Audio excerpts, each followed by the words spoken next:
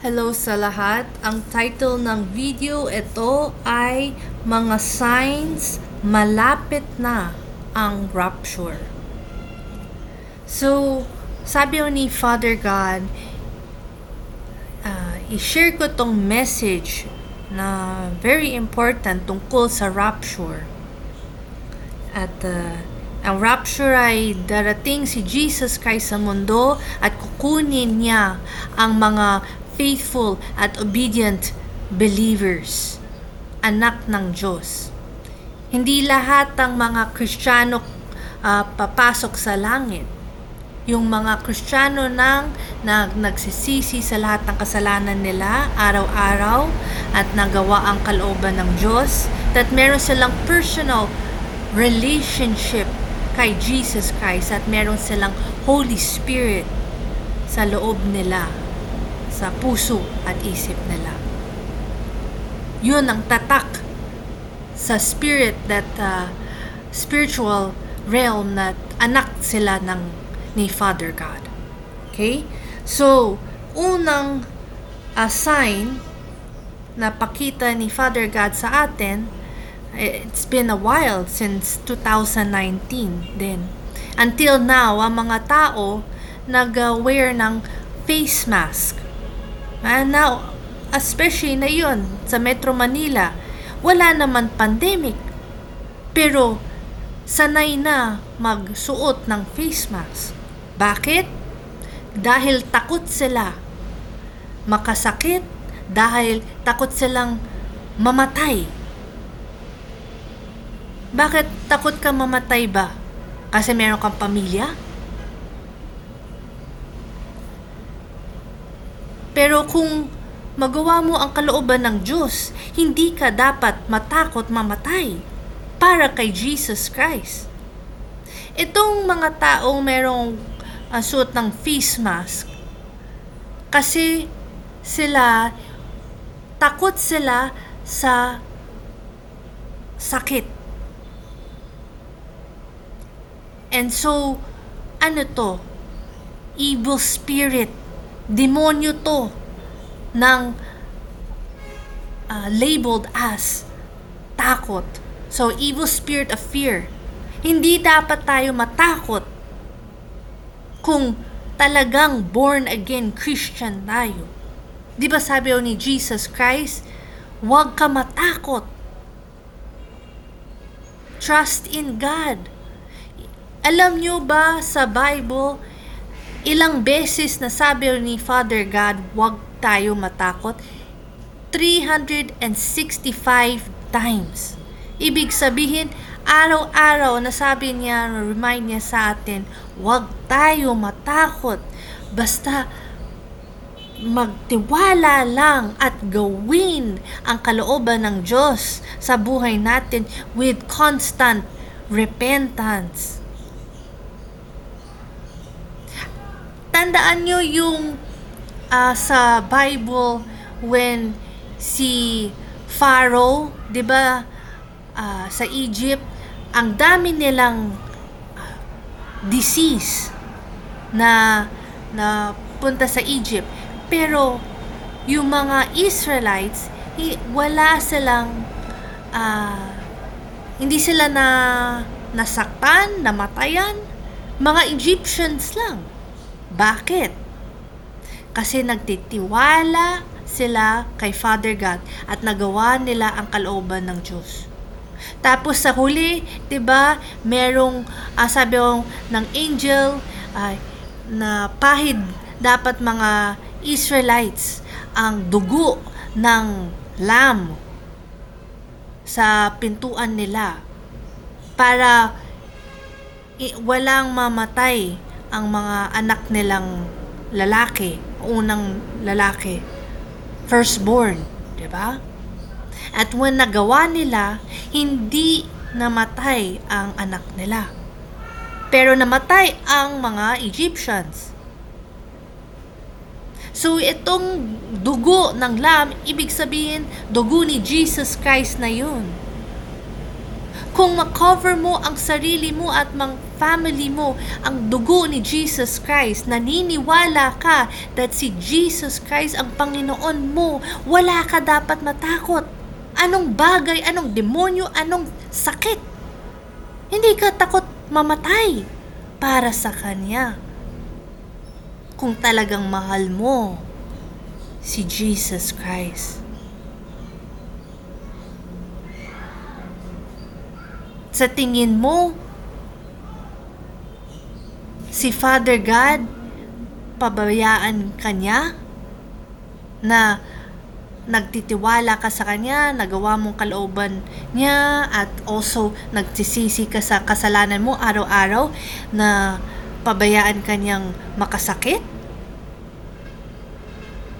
Na kailangan mong parating mag-worry, baka, ay naku, merong virus ulit, ang bago, ay naku, kailangan mag-face mask, vaccine, injection, magpunta sa doktor. Lahat yan, alam nyo, sa isip, sa utak natin. Yan ang gusto ng demonyo, ni Satan, para matakot tayo, mahina ang faith natin. Pero ano nangyari? Wala. Actually, mas lalong nag-worse ang health natin kung matatakot tayo. Pero kung matapang tayo, sabihin natin, no, si Jesus Christ ang Panginoon ko, hindi ako makasakit, ang pamilya ko will be healthy, because we are covered by the blood of Jesus Christ. Siya ang Panginoon namin, ang tagapagligtas. And sabihin mo sa evil spirit of fear, alis ka dito sa bahay ko, sa pamilya ko, sa buhay namin. Hindi ka welcome dito sa isip at puso namin. Pumunta ka sa impyerno where you belong in Jesus Christ's name, and cover ang family mo at sarili mo with the blood of Jesus Christ, with His love and peace. Then God will protect you. Kasi promise niya yun. Kasi anak ka niya.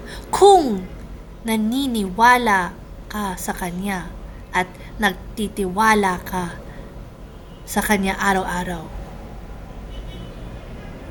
Pero kung sundin mo ang kalooban mo, natatakot ka parati, hindi ka tutulungan ni Father God sa buhay mo. Okay?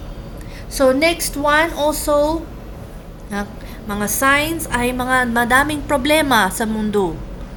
Ay, yung kita natin sa news, mga gera, patayan, merong mga robbery, diba? At the worst part, mas matigas ang puso ang mga tao na yun. Sasabihin mo ang katotohanan, sasabihin nila, pakialam mo. Diba? Ang daming mga preachers, mga pastor, nag-preach sa kalsada, and yung mga tao nagmumura sa kanila. At even yung sa ibang countries, napatay nila ang mga pastor for preaching God's salvation and repentance. Yun ang mga signs na malapit na si Jesus Christ bumalik dito sa mundo. Ready ba tayo? Next one, mga earthquakes. Ang dami nyo nakita, especially dito sa Pilipinas. Ganun na, merong mga earthquakes, daming namatay. Hindi dapat tayong magulat ng, ay, bakit nangyari yun? Ay, bakit? Hindi. Signs to. Basahin nyo ang Bible. Malapit na dumating si Jesus Christ. Ready ba tayo? Nagawa ba natin ang homework natin? Na nagsisisi tayo sa lahat ng kasalanan natin araw-araw? At nagawa natin parati ang kalooban ng Diyos? Hindi ang kalooban natin, kalooban ng Diyos. Kung gusto natin pumasok sa langit. Di ba sabi ni Jesus Christ, kung gusto mong pumasok sa langit, dapat gumawa ka ang kalooban ng Ama ko sa langit. Kilala kita. Next one. Nakita nyo itong news noon that nakita mga tao sa sky ang magandang rainbow cloud at gawa ni Father God yan. Alam nyo anong ibig sabihin yan? Diba kay Noah, napakita ni Father God ang rainbow, ang promise niya that hindi niya masasaktan ang mga tao ulit. Yung mga anak niya, He will protect His promise. And ano yung sabi niya? That itong promise babalik si Jesus Christ dito sa mundo at kukunin niya ang mga faithful and obedient followers, disciples of His, na buhay pa rin dito sa mundo. And tayo yun, kung born again Christian ka talaga. So, ito ang mga signs that malapit na talaga si Jesus Christ dumating. Kailangan natin prepare tayo katulad ng wise virgins. Huwag tayo maging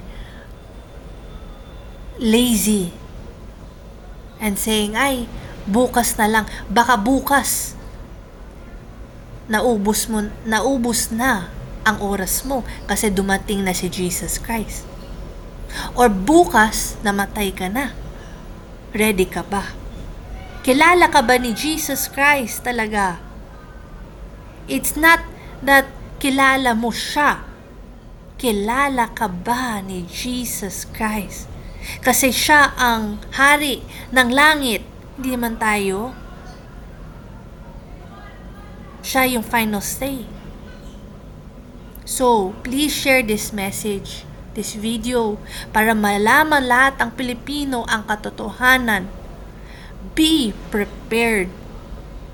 Anytime babalik ni si Jesus Christ, ready na ba tayo? Nagawa na ba natin ang homework natin?